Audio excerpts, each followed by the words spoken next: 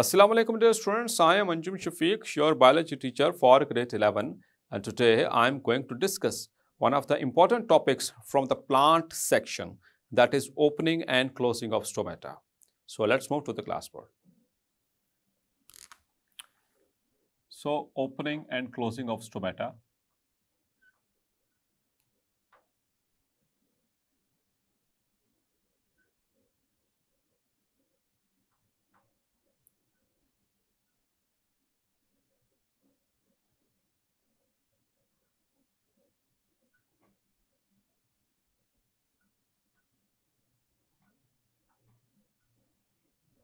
An important long question और इसमें short question भी पूछे जा सकते हैं, एमसीक्यूज भी मौजूद हैं, साथ साथ मैं आपको मार्क करवाता जाऊंगा। तो स्टोमेटा हमने पढ़ा, इससे प्रीवियस टॉपिक में टाइप्स ऑफ ट्रांसपायरेशन, और उसमें हमने बात की कि सबसे ज़्यादा जो ट्रांसपायरेशन है वो कहाँ से होती है, स्टोमेटा से। तो स्टोमेटा से ट्रांसपायरेशन उसी वक्त हो सकती है जब स्टोमेटा ओपन होंगे। तो स्टोमेटा ओपन किस तरह से होते हैं, क्लोज किस तरह से होते हैं, इस चीज़ को समझने के लिए मुख्तलिफ तरह के हाइपोथेसिस जो हैं वो पेश किए गए थे। उनमें से दो हाइपोथेसिस जो हैं वो हम इस लेक्चर में डिस्कस करेंगे, जो हमारे सिलेबस का भी हिस्सा है। तो डियर स्टूडेंट्स, स्टोमेटा हमने बात की, ये basically it is an opening between the guard sales, it's an opening between the guard sales. और ये जो गार्ड सेल्स हैं इनको कहा ही इसलिए जा रहा है गार्ड मतलब ये रखवाले हैं, इस ओपनिंग के रखवाले हैं। तो ये रिस्पॉन्सिबल हैं कि किस तरह से ओपनिंग होगी कि नहीं होगी और किस वक्त होगी।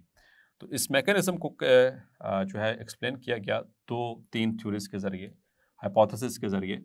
उनमें से 2 से 3 थ्योरीज में से 2 जो है हम डिस्कस करेंगे। उससे पहले एक चीज़ कि जो गार्ड सेल्स होते हैं, जो गार्ड सेल्स बेसिकली ये मल्टी सेंसर हाइड्रोलिक वॉल्व्स के तौर पर काम करते हैं।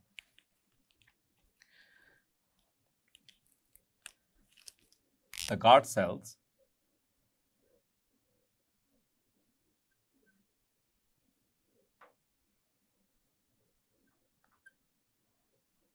act as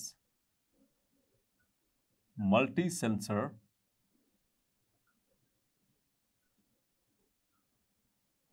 hydraulic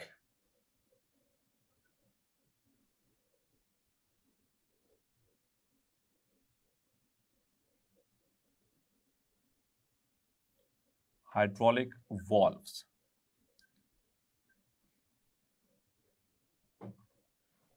तो हाइड्रोलिक वॉल्व्स, हाइड्रा वाटर को कहते हैं, वॉल्व्स ओपनिंग को कहते हैं। तो ऐसी ओपनिंग्स जो किसी पानी के प्रेशर से कंट्रोल हो रही हों उनको कहते हैं हाइड्रोलिक वॉल्व्स। और ये मल्टी सेंसर्स हैं, मल्टी सेंसरी हैं, मतलब मुख्तलिफ तरह की चीज़ों को सेंस करके, और ये वॉल्व्स जो होते हैं वो ओपन या क्लोज होते हैं, गार्ड सेल्स होते हैं। क्लियर? तो डियर स्टूडेंट्स, जो चीज़ें ये सेंस करते हैं, यानी सेंसर किस किस चीज़ को ये सेंस करते हैं, क्योंकि मल्टी सेंसर हमने बात की, they can sense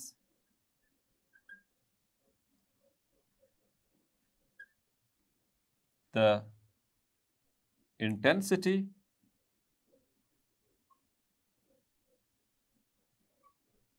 of light, quality of light, temperature,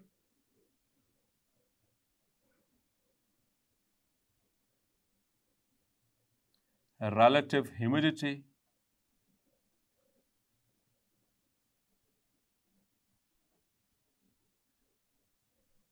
and intracellular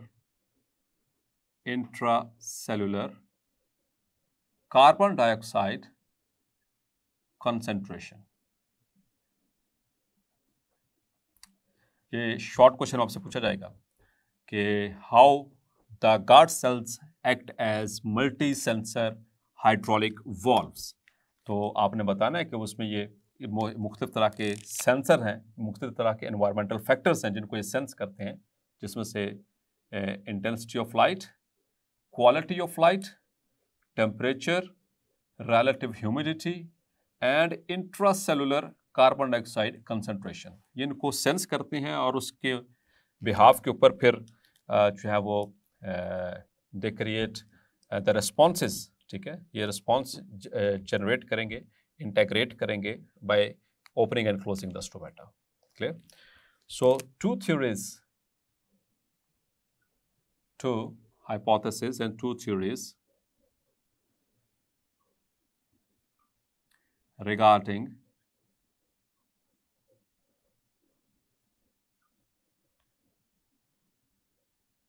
opening and closing of stomata are suggested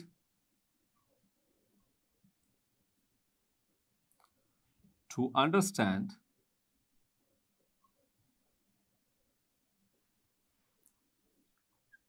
opening and closing of stomata। उसमें से एक कहलाती है starch sugar hypothesis,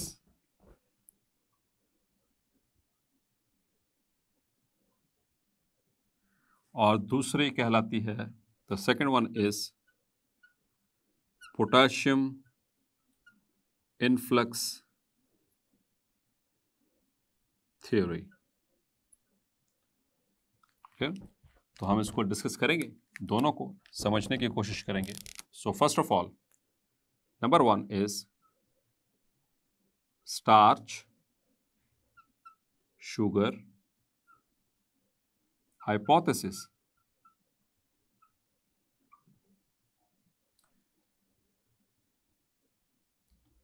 So first of all, it was proposed by, this theory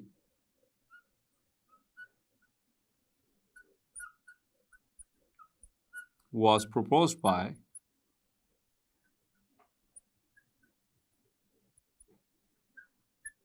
a German botanist, botanist किसे कहते हैं student? Botanist, the biologist which studies the plants, ठीक है।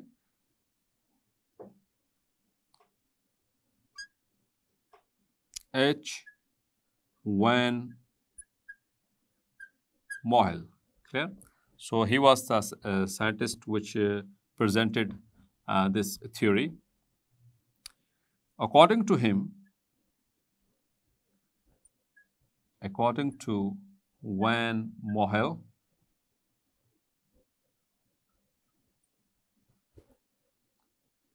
guard cells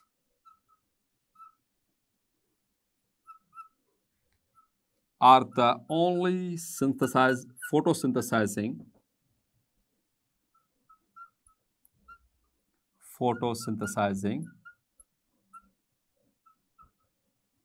cells in a plant or in plants leaf epidermis। Clear? तो van मोहेल के हिसाब से पूरे प्लांट सेल्स में जो पूरा स्ट्रक्चर है लीफ का, उसमें सिर्फ गार्ड सेल्स वाहिद ऐसे सेल्स हैं जिन जो कि एबिलिटी रखते हैं फोटोसिंथेसिस की। सो व्हेन इट्स डे, जब दिन का टाइम होगा, दिन के वक्त, during day time, the guard cells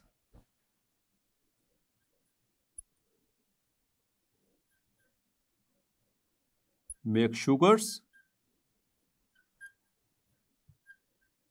ठीक है, फोटोसिंथेसिस के जरिए क्या बनाएंगे? Sugars, which will decrease the water potential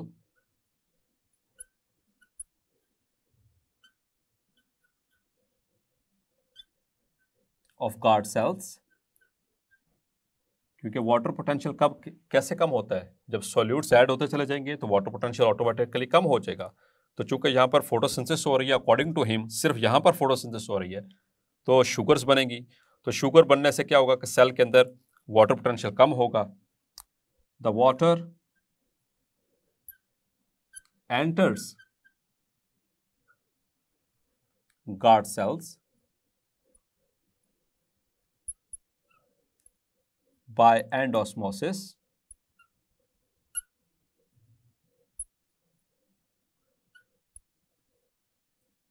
inflating them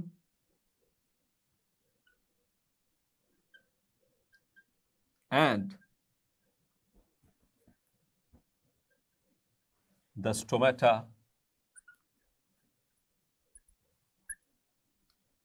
are opened। तो जब वाटर एंटर होगा गार्ड सेल्स में, सो अल्टीमेटली क्या होगा, they will become inflate, they will become bean shaped and they will move away from each other. So तो उनके दरमियान जो पोर था, यानी कि जो ओपनिंग थी स्टोमा, वो ओपन हो जाएगी। क्लियर? एंड ड्यूरिंग नाइट, अब रात के वक्त फोटोसिंथेसिस नहीं हो रही, when there is no photosynthesis,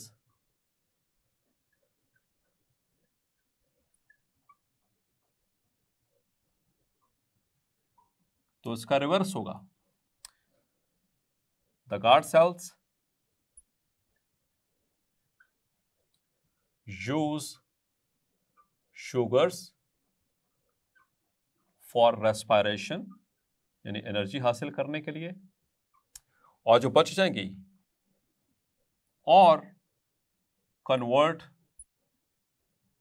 them to insoluble starch, या फिर उसको स्टार्च में कन्वर्ट कर दिया जाएगा, टू इनसॉल्युबल स्टार्च। क्लियर? जब वो स्टार्च में कन्वर्ट हो जाएगी, now free sugar is not available, no free sugar available,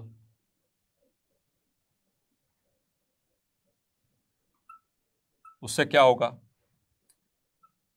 the water potential of guard cells increases। clear? increase करेगा, water leaves guard cells by exosmosis, making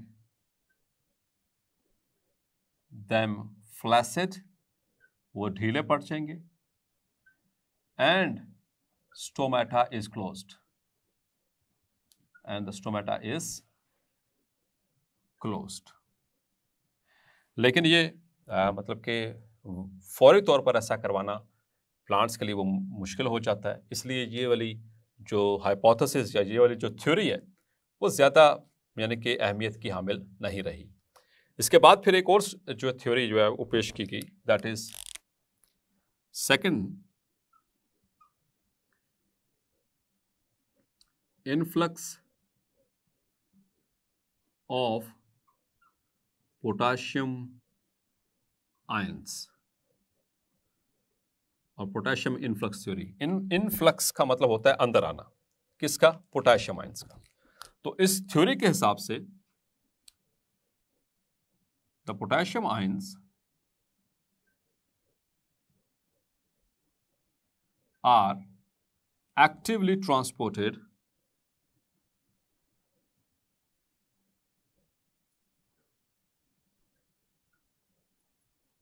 into guard cells।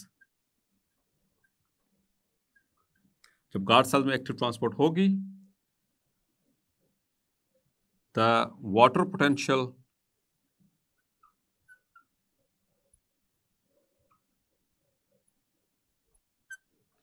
of guard cells is decreased water potential decrease होगा तो क्या होगा, the water will enter into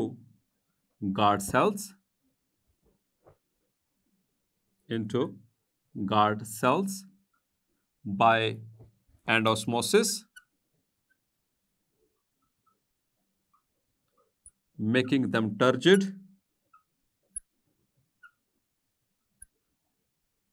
जब ये turgid हो जाएंगे, the stomata is open now. The stomata becomes open. Clear? तो ऐसा होता है. और फिर when the guard cells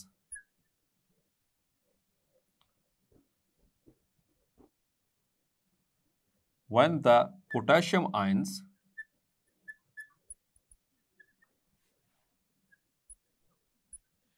leave guard cells, जब उसको वो वहां से निकलेंगे guard cells से, so water potential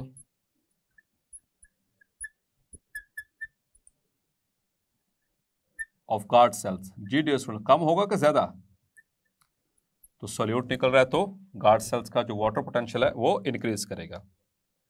इंक्रीजेस, तो वाटर पोटेंशियल जब इंक्रीज करता है तो क्या होगा, वाटर कैसे मूव करता है, from high water potential to low water potential.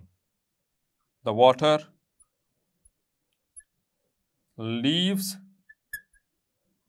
Guard cells into neighboring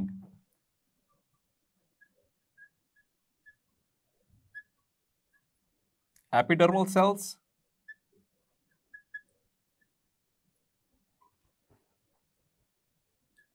making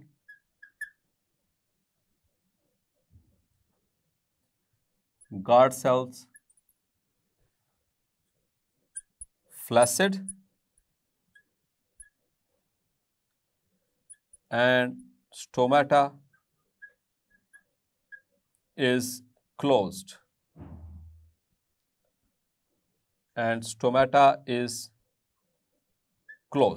Clear? लेकिन सवाल ये पैदा होता है, क्वेश्चन अराइजेस हियर कि पोटेशियम आयंस की मूवमेंट यहाँ पर कौन कंट्रोल कर रहा है. ये तो बात समझ में आती है कि गार्ड सेल्स में पोटेशियम आयन जाएंगे, वहाँ का वाटर पोटेंशियल जो है वो कम हो जाएगा, तो एपिडर्मल सेल से पानी उनके अंदर आएगा, वो इन्फ्लेट होंगे, उनके अंदर टर्जिडिटी बढ़ जाएगी, तो स्टोमेटा ओपन हो जाएंगे. जब वहाँ से निकलेंगे तो वाटर पोटेंशियल गार्ड सेल्स का इंक्रीज कर जाएगा, तो वाटर वहाँ से गार्ड सेल से निकलकर एपिडर्मल सेल में वापस चला जाएगा, तो guard cells they will become flaccid और द जो ओपनिंग थी उनके दरमियान स्टोमेटा वो क्लोज हो जाएगी. ये तो बात समझ में आ गई. लेकिन क्वेश्चन इज कि how the movement of potassium ions is controlled, तो ये इनकी मूवमेंट को कौन कंट्रोल कर रहा है. So here is the control of potassium ions movement.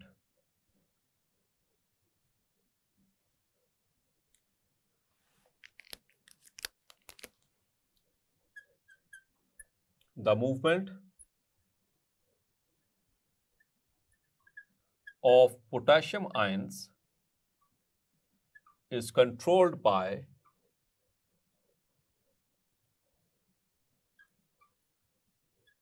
To factors. दो फैक्टर्स हैं जो इसको कंट्रोल करते हैं. Number one is decreased carbon dioxide concentration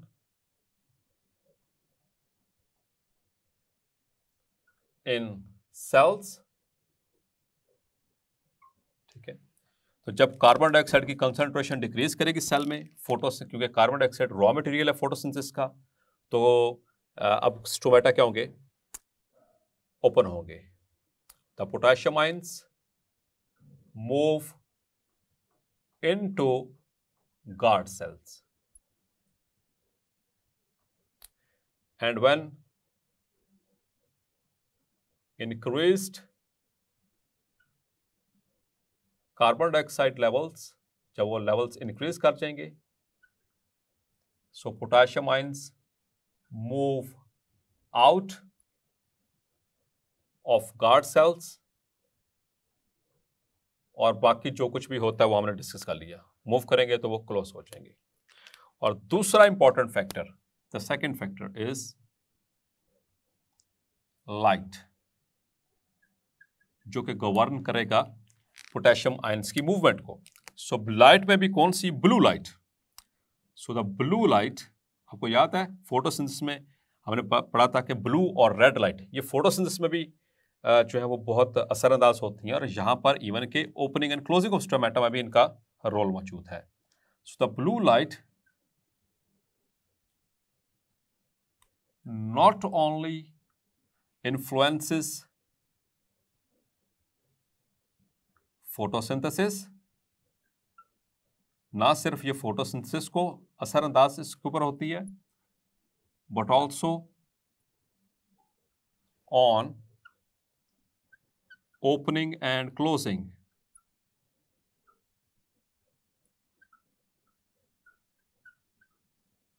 लेकिन वो किस तरह से? सो द ब्लू लाइट, जैसे ही ब्लू लाइट फॉल करती है लीव्स के ऊपर, it acidifies, means pumps out protons,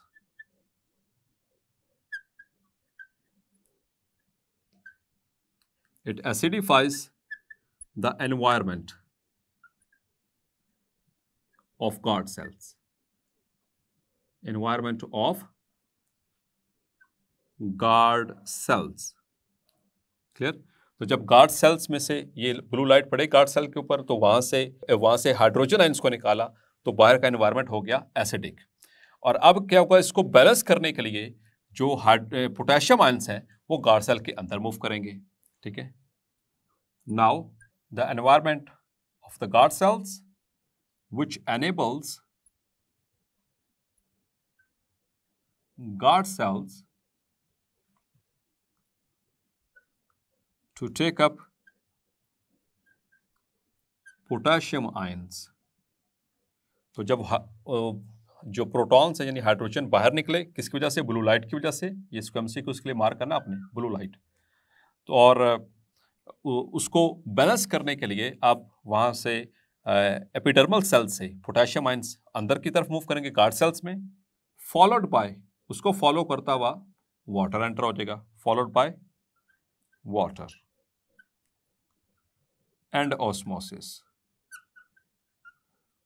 making cell turgid and opening stomata, clear? और रात के वक्त आपको पता ब्लू लाइट होती नहीं है, so during night no blue light, ठीक है?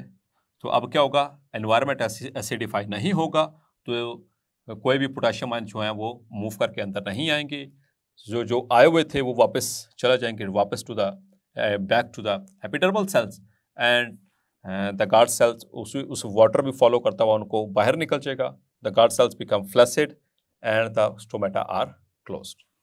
सो this is how the reverse of this happens, clear? तो इसका रिवर्स होगा, जैसे मैंने आपको बता दिया कि वापस चले जाएंगे पोटेशियम आयंस एपिडर्मल सेल्स में, वाटर भी उसको फॉलो करते हुए निकल जाएगा और वो फ्लैसिड हो जाएंगे, और जो स्टोमेटा होंगे they become closed. So dear students, hopefully आज का लेक्चर भी आपको क्लैरिफाई हो गया होगा। मिलते हैं नेक्स्ट लेक्चर में और डिस्कस करेंगे the factors affecting rate of transpiration. तब तक अपना ख्याल रखिएगा। अल्लाह हाफिज़।